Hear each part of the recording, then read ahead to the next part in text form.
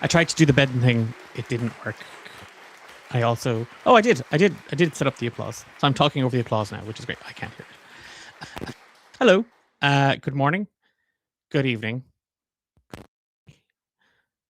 Goodbye. I like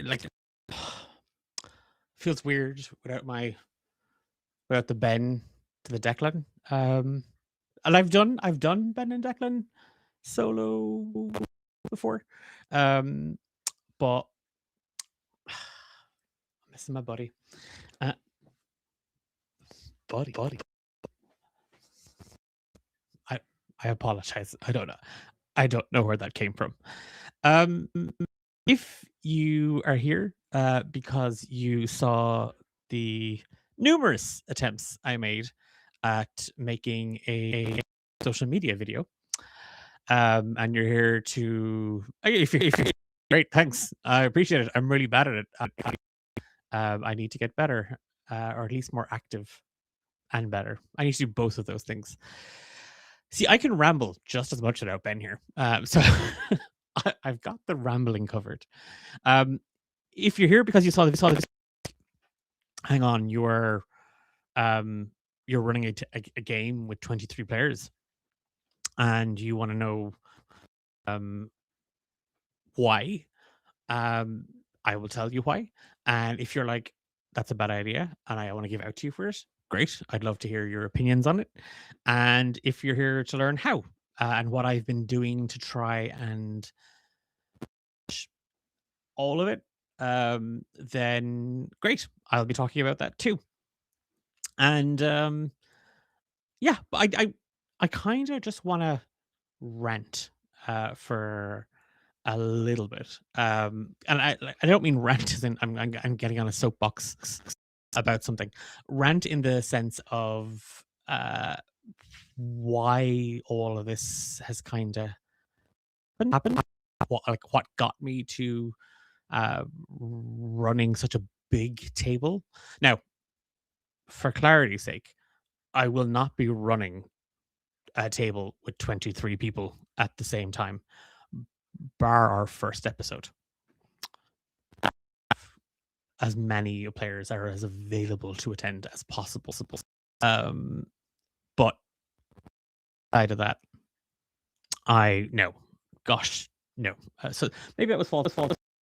Maybe it was just clickbait. I don't know. Who are we these days? It's mad. The internet has gone mad. You can't trust anybody. Don't trust me. Why I started where the Emberlight Saga, because that's what my next story is entitled. Where has this come from? How has it all kind of happened?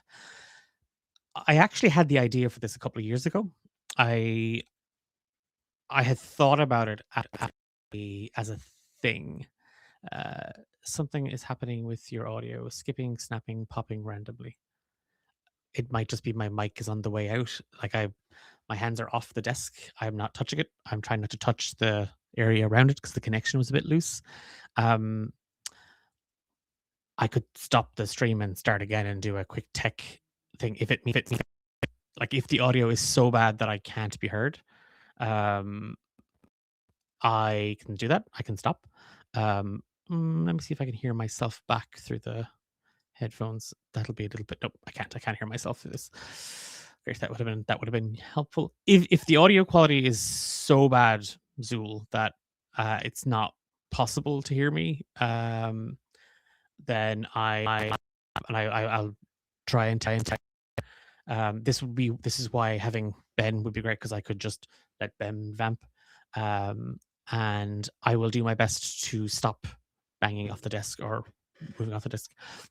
I also didn't say hello to Zool. Hi Zool, thanks for joining me, and Tales of Gabrielle, thanks so much for joining. I just kind of started with the kind of where the idea for it is pretty bad though. It sounds like an occasional stutter, not incomprehensible. Okay. What I'll do stop, because this will make me anxious otherwise. I will stop. I will see if I can fix it. and I will be right back. Apologies. I'm not going to stop the stream. I'll let the stream run in the background. I will just cut to a BRB.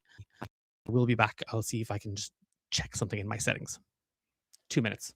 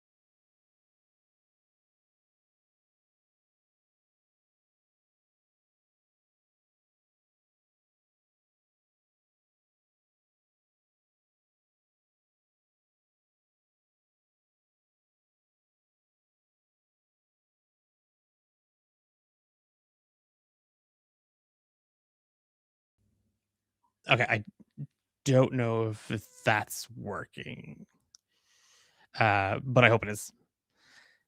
I think it is because I can now see an audio feed coming through. Great. I fixed it. Huzzah! I hope the audio quality is better. I mean, I the only thing I did was plug everything out and plug it all back in again. That is it. Everything was still attached. Everything was where it was supposed to be. Um, so if the hey, yeah, I was like, aren't you on night shift? Didn't you tell us all you were on night shift? Um, but thanks so much for hopping in, and I hope the shift goes well. Um, I hope hopefully the audio is okay.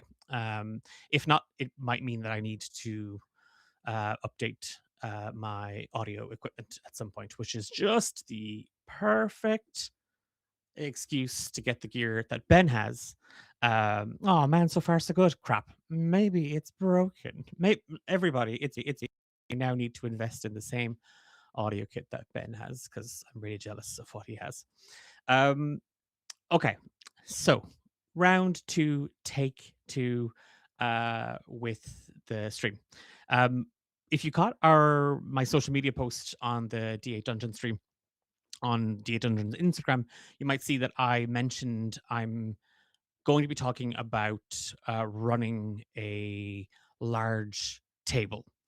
I have a new story called the Emberlight Saga, and I have a fantastic cast of 23 players, people who have done work with D8 Dungeon before, who have worked with me before, people who um, might have appeared on our charity stream or have been here on the Twitch channel or in our Discord, and some people I'm meeting for the very first time, which is brilliant. I'm really excited by the whole thing. But I do have 20 a roster of 23 characters with 23 asterisk players because there might be more. Um, I'll get to that later. Maybe I'll get to that. That's a spoiler. Um, I uh, I was talking just before I did the quick reset on the audio gear. I was talking about kind of where the idea came from, and it's actually Ben's fault. So even though I had this idea uh, quite some time ago, it was just kind of sitting in the back of my brain. I thought I thought about, what would it be like to run this style of campaign, because I'm aware of West Marches. I've not played any of it. I've not read any of the material, but I get the gist of it. I've seen people who I've been part of conversations where people talked about it, and that sounded like such a cool idea and really useful for sort of a group who want to play, but they're not always all able to get together. So you could run these little missions, um, and that kind of became the cornerstone for an idea about a group of people who all have a common goal. Um, and I kind of just let it sit in the back of my mind and simmer away for a while. And then in a in uh in one of our episodes before Christmas, Ben and I were kind of talking about um Ben and I, we were kind of talking about kind of, the creative process and managing yourself and managing kind of ideas and creativity. And then was really, really kind to talk about, and really gave this really insightful talk about the seasons of creativity. And I'd never heard of this. I had never considered it like that. But he talked about your spring, your summer, your autumn, and your winter, and how spring is for ideas, summer is for creating, autumn is for reflecting, and winter is for resting. And I I do not know why, um, but that clicked with me uh, on a very real sort of level as a writer and as a creator, because I had just gone through this massive burst of creativity, and I had written a short story. Somebody had written a short story that's not me, for charity. That's not me, but somebody wrote a short story, and I all of a sudden I just felt completely I went from this massive creative high to this complete depletion. And that conversation, as part of the Ben and Declan episode about these ideas of seasons creativity, I suddenly went, I actually need to, because I had talked about I don't really do winter in my creativity. I go, there's a lot of spring, there's so much summer, there's a nice bit of autumn, and there might be 3 days of winter, and then I'm straight back on the idea train and trying to create something new. So in December, I made the kind of the decision, personal decision, to just down tools on all of my projects, on everything that I was doing, um, and just focus on resting and absorbing the things that I love. Going back to some of my favorite shows, listening to a lot of podcasts, reading an awful lot, and playing a lot of video games. Just the things that I like to do to sort of rest. And slowly but surely, that idea that was in the back of my mind simmering away started taking shape, and started to become uh, something kind of a bit more tangible than just a concept. It was like, oh, okay, that would be an interesting idea, and I let it there. And suddenly, it was actually, I think I have this now. I think I have this world, this space, and I'm recycling. And we've talked about kind of recycling elements of our stories. I'm recycling my pantheon from uh, one of the first games I was running during COVID. I brought that into a stream a while ago, um, and it didn't, for various reasons, it didn't get to go anywhere. Um, we brought the stories to an end, both of them to an end actually, and uh, we never picked them back up. And I kind of want to go back to that world, even though it feels slightly cursed. And what better way to go back to it than by bringing 23 other people into it?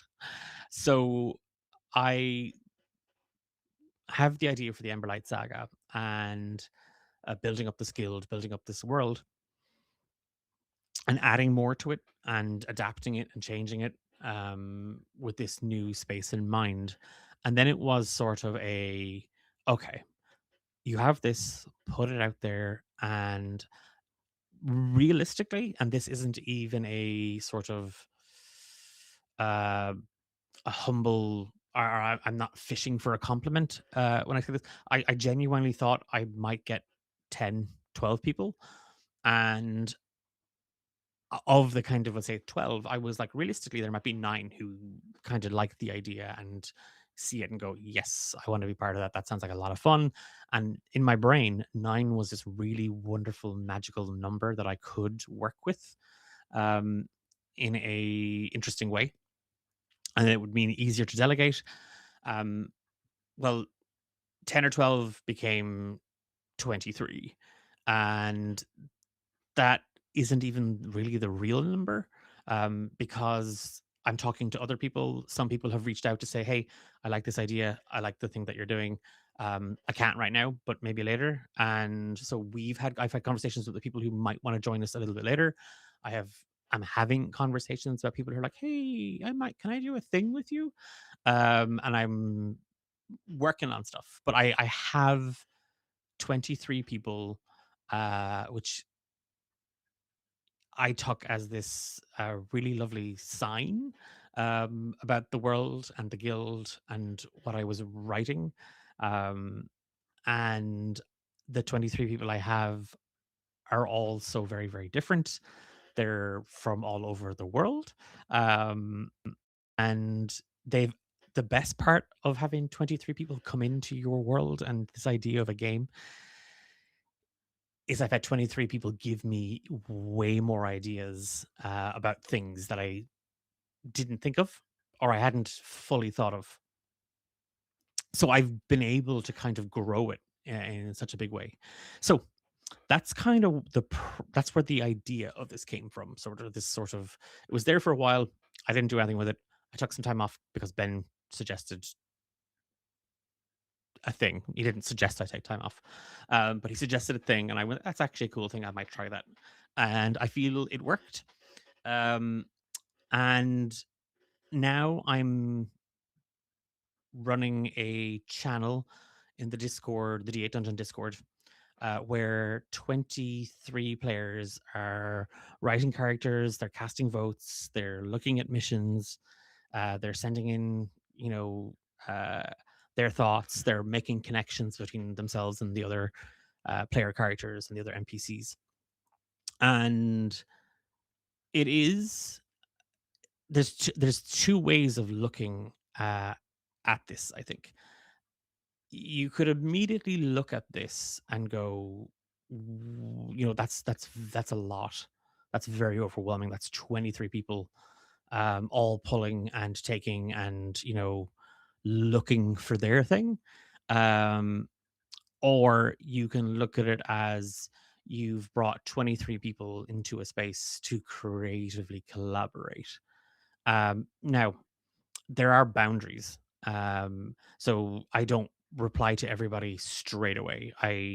Um, I've taken time off between posting and stuff like that. The idea for tonight's stream is to talk about managing a table.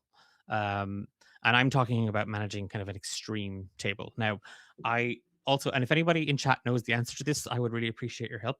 I did put up a thing on um, Instagram about if you have questions. I just don't know how to see it. I th- I think I have a rough idea. Let me just see if I can.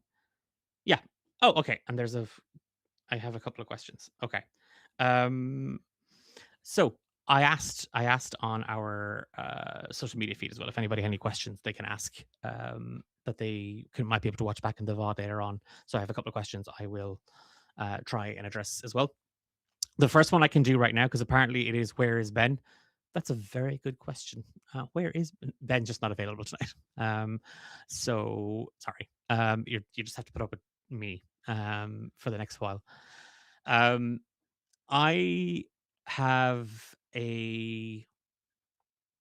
I'm a bit of a glutton for punishment, and I'm a bit of a glutton for trying out new things. So taking 23 players and collaborating and bringing them into the story, and trying to weave in everybody in so many different ways, um, is definitely a challenge, and it's not something I would suggest you do your first time around the DM table. Just a free little piece of advice. Maybe don't try run a game with 23 people straight away. Um, or maybe maybe do see how you get on. You might do it better than I do. And if you do, tell me how, and how I can get better at it. um I um I, I'm gonna kind of talk about the process that I went through with it. The first thing we did was an application form. So some people I reached to specifically, because I was hoping to kind of work with them. This might have been something I had talked to them previously about, and I was hoping that they might be able to um, join, filter in, and play. Um, and we always kind of look at the kind of the G8 dungeon community first, people we've played with, people we've worked with before, to see if it's something they might be interested in. And then it goes out to the wider TTRPG community, um, and we bring in people. And that that firstly was kind of, it's a way of kind of figuring out, you know, you're kind of, it's like an audition in a weird way, I guess. Um, Nobody was sending in, a self tape or headshots, but people would send in kind of ideas, or they'd just kind of like, you get a little bit of an idea about who they are. Um, and from there, then it's sort of bring people together, reach out, see who you give a bit more information about the world, about the game, about the idea. Um, that actually that took a lot of time. That process that took a couple of weeks at the start, because sometimes people came back with questions. Some people wanted to know more specifics about the stream, the story, key themes, the kind of the table dynamics. So that was a really, really good, uh, if not a bit of a lengthy process, because as I was actually answering these questions, I was also thinking about these things. I was thinking mostly about the logistics, things that I hadn't really thought about fully.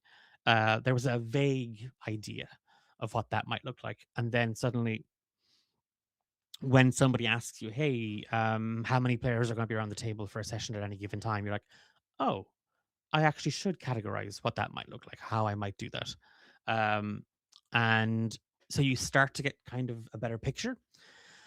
From there, then, once the applications were all in and people had been kind of selected, once people had confirmed their interest and that they were available, it was then bringing people in. And then I think I made my first mistake. Um, and that was what I will continue to consider the information overload. I didn't drip feed um, the players. I compiled a full sort of uh, prologue, character builder, map, a quick legend, some information about the world and kind of lore to give them flavor for the car. I gave them all that at the start, and that would be normal. Actually, I give a lot of that. Um, it's just a practice I've had when it comes to any new campaign. I like to give people enough of a flavor, then always with the creative agency to say, hey, if you want to add stuff here, if you want to um, put your own slant on a something I've mentioned in the world, something I've mentioned in the lore, by all means, please go for it. That isn't an issue at all. At all. Um, in fact, if anything, it kind of gives me more to play with. It gives me more to work with. And then came all the avalanche of information because suddenly it was actually, here are a bunch of NPCs that you should know about, and actually these are the NPCs that are in charge of the guild right now, and actually here is a full roster of characters, and as the players were creating the characters, I was adding to that roster. And I don't know, about a week into it, maybe even 2 weeks, I started to feel and nobody said anything, nobody you know you know, said, "Hey, slow down," um, which I probably should have asked. But nobody said it is too much. But I think I realized it was too much information very, very quickly. And I think it's because I got caught up in my own excitement. I got caught up in uh, the fact that there was 23 people and the fact that I was getting all this new bits of information and I was putting it all together and I was creating little documents and spreadsheets, and it was making the world feel more alive. So I got kind of swept up in the excitement and didn't think about the knock-on effect, which was the overload. Because that's a very real thing. Um, I think that could happen, and I don't want to I don't want to gloss over that. I don't want to be like, ah, it was fine. It's something that I will definitely, going forward with future campaigns, I'll definitely think I'll be more mindful of, um, because I did check in with a couple of people to be like, "Hey, what do you think?" And I think a lot of the people uh, I asked are a bit like me and are lore hungry when it comes to a new campaign and love the world building and love that side of things. So maybe I was in a bit of an echo chamber, but it's a thought I haven't actually shaken. And then a little while later, it was kind of flagged that actually there's a lot of moving parts, and there's a lot of people talking all the time about this game in these channels. Um, can we have a space where you are the only one who can post, and it's just the things that we need to read, that we need to follow up with? And that was actually a very clever idea. So that's the solution, I think, to the overload. So it is, especially where if you're going to use something like Discord or a messenger board, having a space where you as the DM can be the only person to reply to things is useful, because that's where all the important stuff goes. Um, a general chat is great because you get the excitement and the buzz, but stuff can get lost. Um, and I think that kind of ended up being a big help for not only me and keeping myself organized and what have I posted, what haven't I posted, but also for players as well when it came to managing their own time and how much of the world they wanted to interact with.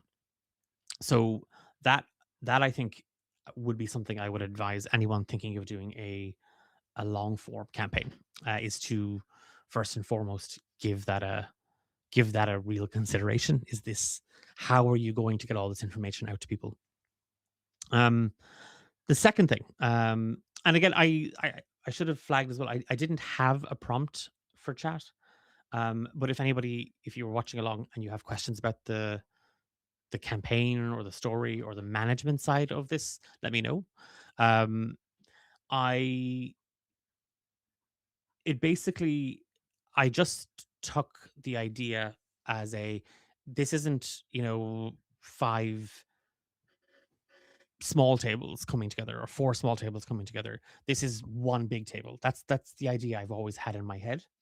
And I see it like a long table, and we're all set around it. And the way it's going to work is you're going to have people present in a scenario, in a session, in a live stream, in the actual play sense as their characters. And then everybody else who's not in that is going to take a step back out of it, and can watch from beyond the table, just to see how their colleagues, for lack of a better word, um, are managing their mission or managing how things are going. Um, so it's not that there's a table over there and it's that group, and it's a table over there and that's group B, and there's a table over there and that's group Omega. I haven't splintered everybody off into these little subgroups, and that's the way the guild works. The guild works as one big round table, and people step away from the table when they're not in a mission, when they're not on mission.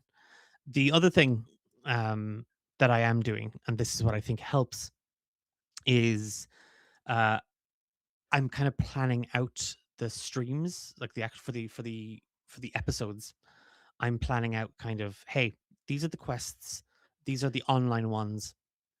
This one will be a one or two sessions. This will be kind of 2 to 4 sessions.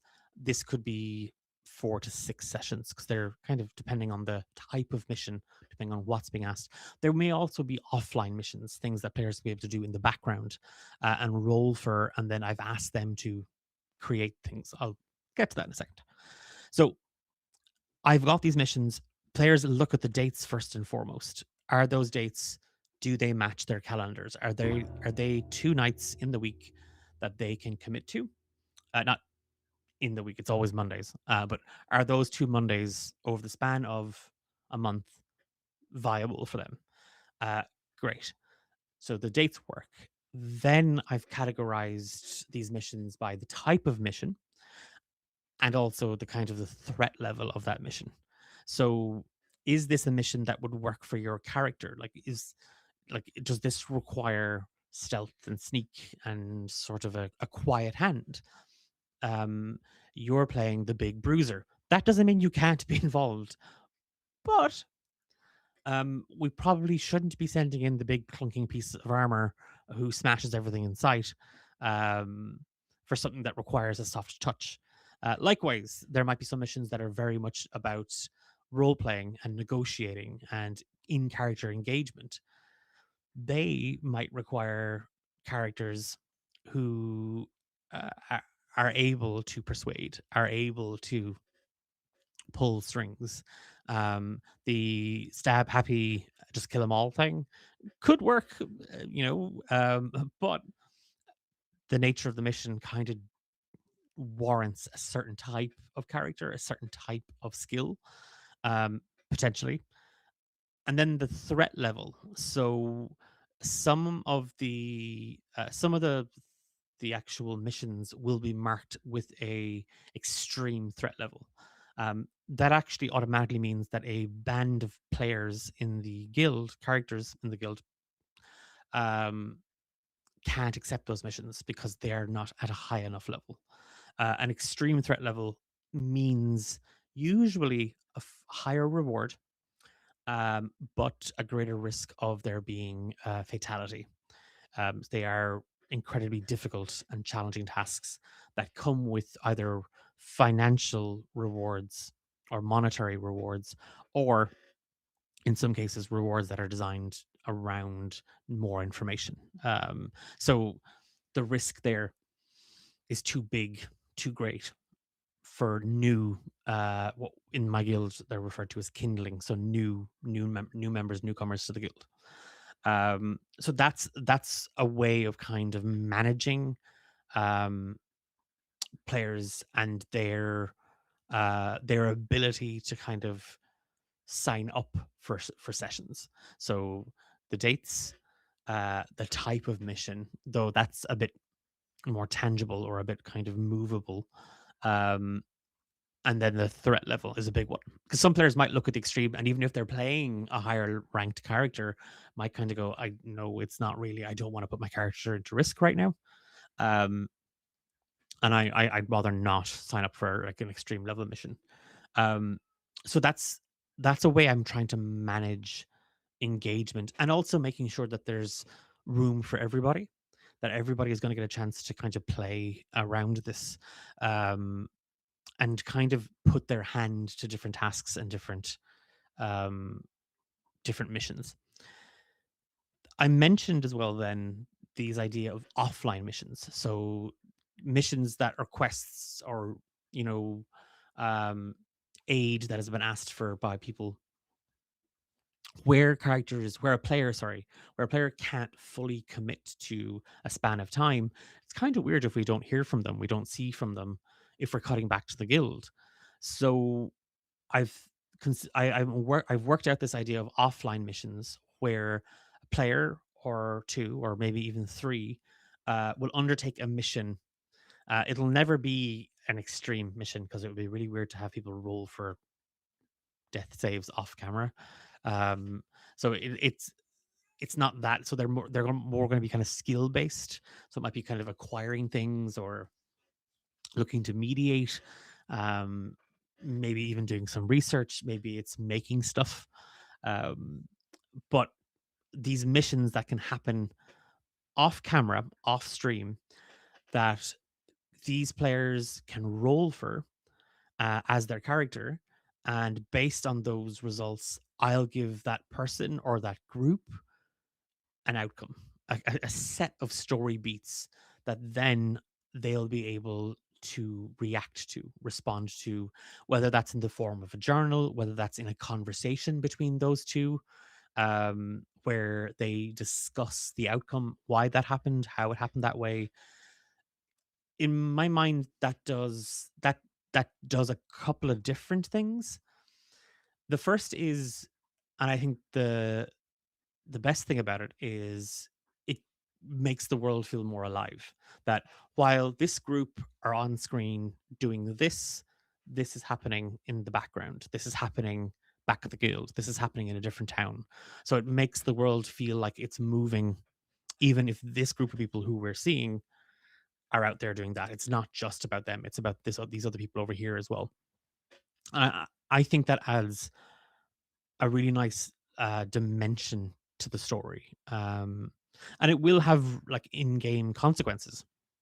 So like if they succeed, depending on the mission, that might mean a reward, that might mean more supplies, that might mean a little bit of information, it might mean a new contact, that kind of thing.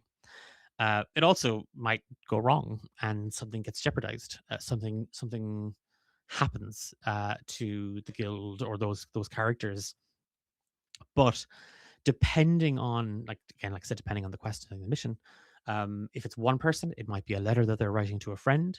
It might be a reflection in a journal. It might be a conversation they have with the mantle, which is our kind of our archive keeper in the guild, Orowine, who kind of documents the outcomes of each mission.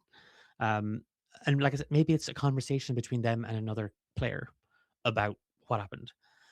So the second thing I think that does, in addition to adding a dimension, is it keeps this idea of all of the players in people's mind, that there is, it's not just 4 people here or 5 people here or 6 people here. It's there's people there doing stuff as well. So again, I think it opens the story up, and I think it allows, hopefully, more players to be seen and to be heard where time commitments are going to bite them. And those conversations, those journal entries, I am going to ask them to record those in character, and they can be played at the end of an episode. They can be shown as sort of a, let's cut to, let's cut back to the guild hall where this character has been trying to work out, negotiate a deal with um, a bunch of street traders to, donate to the guild, to help cut down on our mm, costs, that sort of stuff. So this I hope will give a nice a chance for everybody to be seen and to be heard and to have a real impact in the world. Um, so what what tools am I using? What am I what weird subscriptions have I bought to try and manage all this? Nothing. Um, all of it is free. Everything I'm using, I have been using um, Microsoft Excel and Word and Google Sheets and Google Word or Google Docs. Everything. I've just been using those. And then I've been occasionally going to YouTube to help me figure out, or Google to help me figure out why my spreadsheet isn't doing what I need it to do. Um, and I've been trying to organize kind of like a roster of the players, their rank, their classes, where they're from, kind of personality traits, to help players be able to see each other a bit better, to be able to get a better sense of who's everybody's involved. Um, and sharing that then with that idea that, hey, you can go, you can look at this, you can see this, um, this is there for you to take a look at, um, and you can, you can change these things if you need to change these things. So I spent a good chunk of yesterday working on a spreadsheet, a guild character lookup, so that you can search for characters by their role or by keywords that I've assigned to certain characters. Um, Again, there's a little part of me that worries that there's a lot of information here. But think making that information, like I said, putting it into a single space where nothing else goes in but information from the DM is a good idea. And I think like documents and even a spreadsheet is, oh God, I'm trying to sell spreadsheets to people. How low I have fallen. Um, are a really good way of tracking everything, because that's incredibly important when you're dealing with 23 players. It's not one character, it's 23 characters, but also some players have different versions of the character or have different characters that they're thinking of, and you're trying to work all that through, and then you're getting a new character. That character is kind of a mishmash of these other characters that they were working on, and that is wonderful, because a lot of the time that is, like, again, it goes back to that collaboration. But a couple of times I have confused characters. um I have omitted a character from the roster, that kind of stuff, where I've forgotten to update it. um so it is a little bit of a kind of a juggling game. And I think having it all kind of coordinated across, I I had thought about maybe one master document where everything goes in, and then I can organize it, and the people can just, using a table of contents or a reference tool, can click. I actually would be, and again, this is more of a personal thing. I would be a little bit more put off or put out by information that was sort of labeled that way. Um, I it doesn't w- again, it doesn't really work for me. I forgot that I had said I would answer some of the questions that I got on Instagram as well. So, uh, what's the map in the background? That's the map of the world that I made. Um, the game is set in the kingdom of Fightin, and it is based in the world of Down, which is a world I've used for other campaigns before. I'm just telling a different story in that world. So that's what the picture in the background was. There was another question about Ben and why he wasn't here. I'm starting to think that Ben might be the popular one. Um, and then, sorry, the next there's one on somebody saying we all hate social media. Yes, yes, we all do hate social media.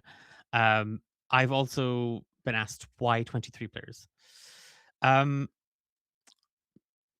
I Yeah, 23 is maybe it's the number, maybe it's 23. Why not maybe go for a nice round number? Why not go for 24? Why not go for a nice 25? Um, I think it goes back to the fact that I wasn't expecting that amount of people. Um, again, a lot of people applied, and just as many people got back to me with after I answer questions, kind of nope. Or I might. Do you mind if I watch it to see how it plays out first? Of course, that's fine. But I, I think I just it was one of those things where um, even people I knew were a bit kind of skeptical about the idea that um, it might be a disaster. And have were sort of like waiting to see how it all plays out. Um, Either way, I didn't really mind. Uh, I tried to say as yes. I tried to say yes to as many people just to make sure that everybody kind of got a shot at it, and it was really important for me this time round to make sure that the new people were coming into this. Not that there's anything wrong with the people I play with all the time, but I think they're on to me. I think they know all my tricks. So it's nice to bring in new people because they don't know all my tricks yet.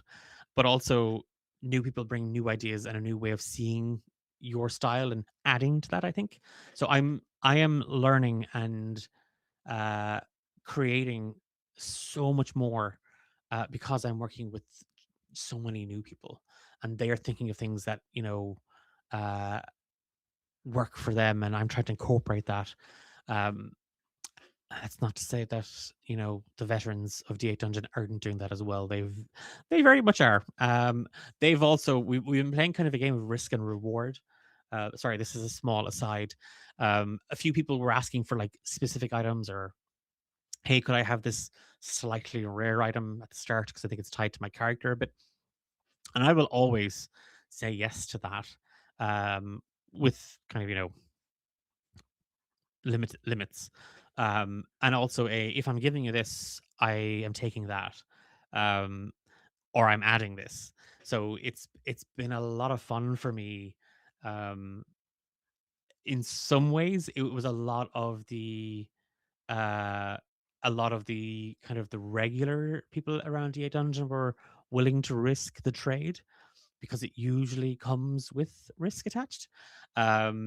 But there are just as many newcomers to D8 Dungeon at least the D8 Dungeon campaign who have dabbled a little bit or made little deals. So it's kind of fun to see how those things are going to be implemented in the game. And it might not get implemented in the first arc. It might be something that sits in the background. We will have to wait and see.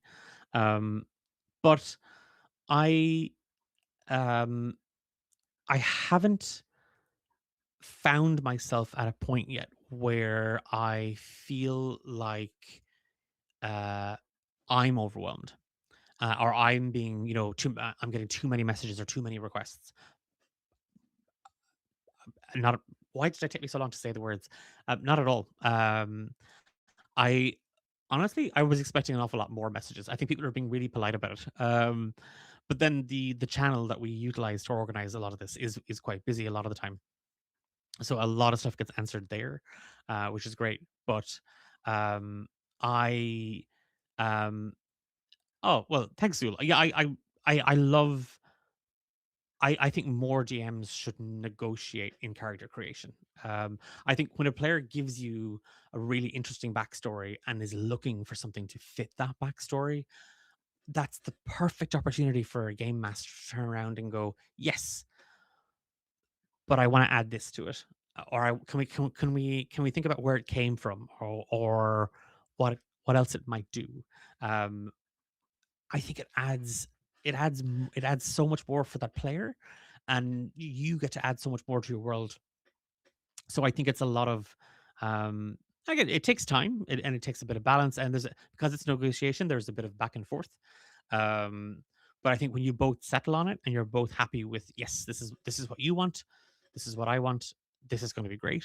Um, yeah, that's a lot of fun to do. I I was saying I like the kind of being overwhelmed. No, not at all. I People have been very, very forgiving of my typos. People have been very, very forgiving of my weird grammar. Um, I I didn't. Maybe I thought it would be overwhelming. But I think what I tried to do was manage that through this. My favorite thing, to be honest, is um I hope you don't mind, Gabrielle, but it it was your suggestion in our sessions, or yeah, I think it was your suggestion. This idea of tagging the characters with sort of specific traits, so that and again, the same set of traits shared, not specific, not always very specific ones. So like any character that would have fought in the war, can they have that tag so that we can now see who are the veterans from that war, or a war, or may have served in the military at some point. So now we have a list of those characters, so that if they want to get together and they want to set something up or they want to talk about it, that's great. That works really, really, really well. Um, I found that very useful. Now that's where the idea then for this sort of guild character lookup little mechanic thing came from. Um, I figured that was an easy way. So like it's too late to share my screen. But I can, if anybody is like, oh, I want to try this or I want to run this, I'm happy to make these things available to people as well afterwards. Just you can DM me on the Discord, or you can. Oh, apologies, my subs seem to have switched off as well, and I just clocked that. I did do a refresh, and I thought they came back for a little while.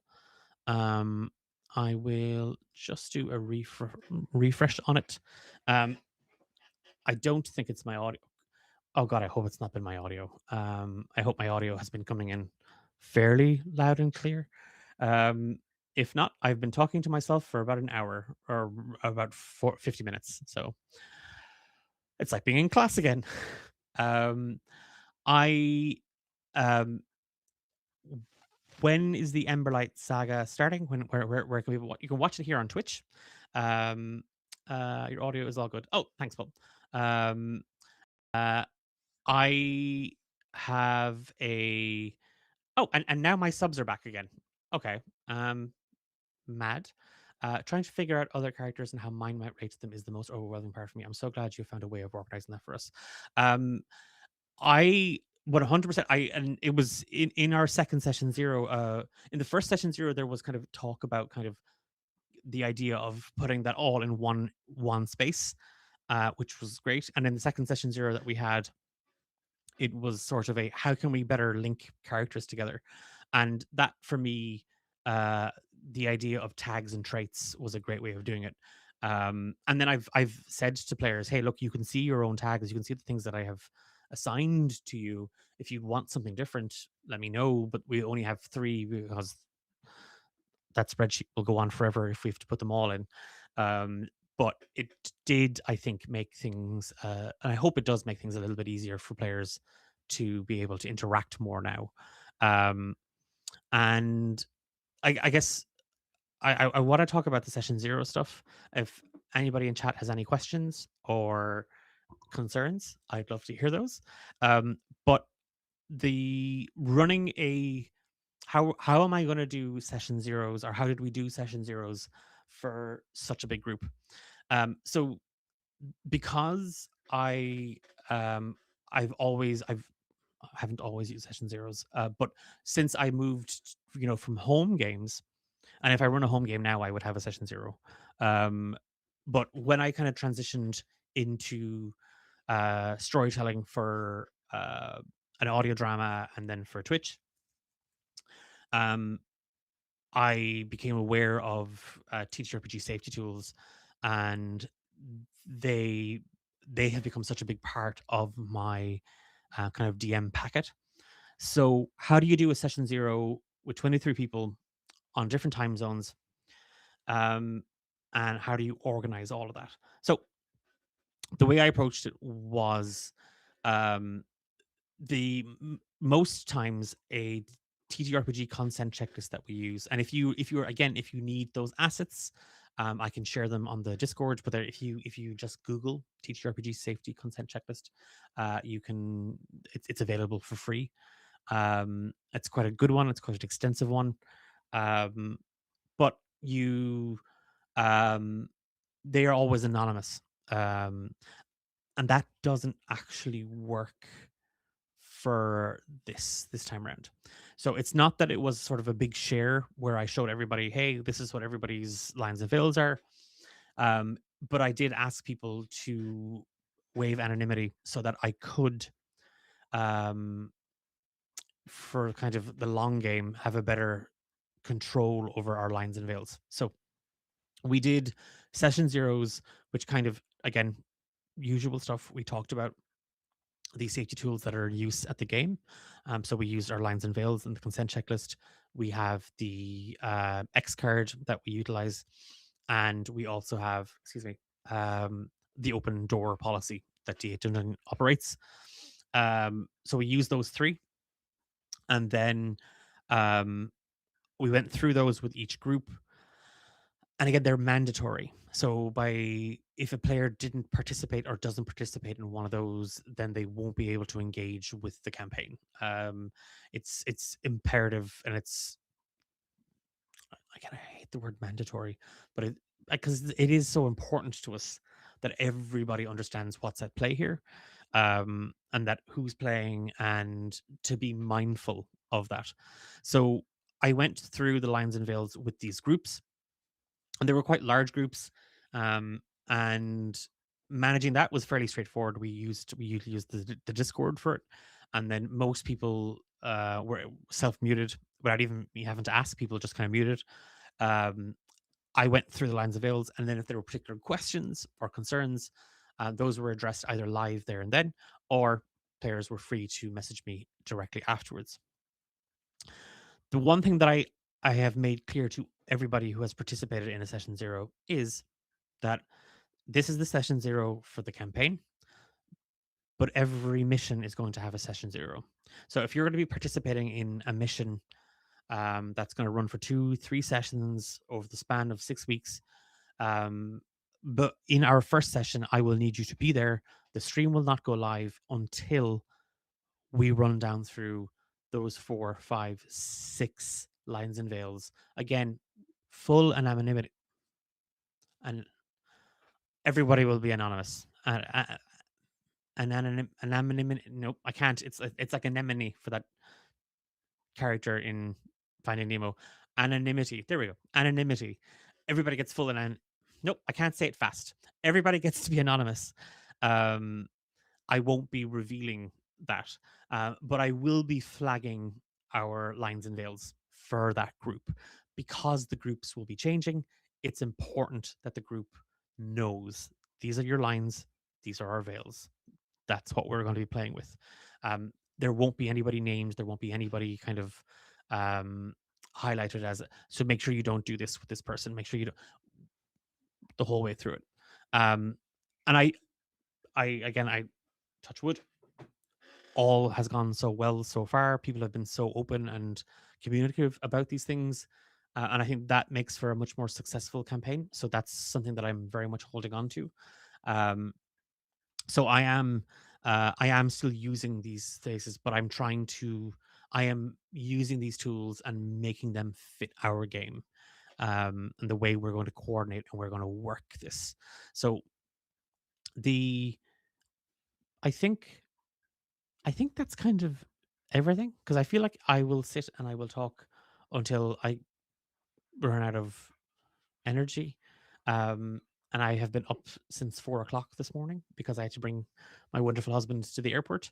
But unless there's any questions, unless anybody in chat wants to ask anything, I think I answered everybody in Discord. And if I didn't, I'm very, very sorry. I will just do a very quick check. Um, nope, that's it. Um, okay. Um, I think that's everything. The Emberlight Saga is starting on April 20th. That is less than 3 weeks away. And there's a cat in the background, which means he desperately wants to be fed. So that is a perfect excuse to bounce out of the stream. But we're starting April 20th, and it will be a very interesting foray into the world of the Emberlight Saga and the Emberlight Guild and its members. So I hope to see you there for it. Um, I'm very, very excited for you to meet the characters, but more importantly, the players behind those characters who have brought so much energy and creativity to the world. It has been. Oh, hey Drew, how's tricks? I'm only bouncing out now, so sorry. But it's I like it in my brain. The way the story is at the moment, I because of these people. Oh, and now they're starting to fight. That definitely means I have to go. Because of these people, I am so excited to see how the story and the world evolves and wraps up in their first arc. So, the Emberlight Saga kicks off April 20th here on Twitch, 8 p.m. And from Ben and Declan without Ben, I've been Declan. I don't have anything witty to close it out with. That's Ben's job. I usually do the tech stuff at the back. So I have talked for close on an hour and 10-ish minutes by myself. Ben will be back in 2 weeks' time if you've missed him. I apologize for the lack of Ben. I have tried to make up for it with my over enthusiasm for the next campaign. Um, if you've any questions at all, or if there's anything that you wanted to ask afterwards, our Discord server is the best spot to do that. You can catch me over there. You'll find me there as Duvda. And if you want to talk about maybe playing in the next arc or how you might be able to get involved in any of the D8 Dungeon streams, because we have a couple of new shows starting very, very soon. The Discord is the best space to do that. So if you're watching the VOD back for this, if you just search for our link tree, I think it's just link.tree/D8 Dungeon. But if you just Google D8 Dungeon, I think it comes up as well. So you'll find us there. Okay. I'm going to bounce out. I'm going to feed some very, very hungry cats. Myself and Ben will be back in 2 weeks' time. That's the stream before the Emberlight Saga. Huh. I might talk to Ben about that and see what we might do. Anyway, right. Have a good evening. Have a good day. Have a good afternoon. And have a good weekend. And I will talk to you all very, very soon. Thanks for joining me. Thanks for your company. And hopefully we get to play games soon. That was a weird outro. I'm so sorry. Goodbye. Sorry. This is, yeah, bye. It's just getting awkward now. Bye.